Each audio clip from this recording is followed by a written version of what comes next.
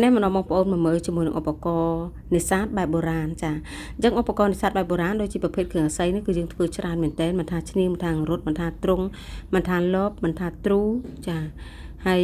មានច្រើនប្រភេទទៀតដែលយើងប្រើជាមួយនឹងគ្រឿងអាស័យអញ្ចឹងគ្រឿងអាស័យពីដើមមកគឺយើងប្រើច្រើនប៉ុន្តែដោយសារឥឡូវមាន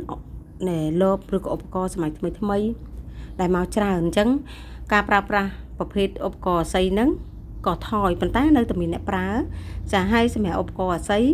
ឥឡូវហ្នឹងអត់សម្បូរដូចពីមុនទេបងប្អូនចាតម្លៃឧបករណ៍គ្រឿងអាស័យមានការឡើងខ្លះហើយពិបាកក្នុងការរកធ្វើទៀតដោយសារតែការធ្វើចំណាយពេលយូរមែនតើបងប្អូនមើល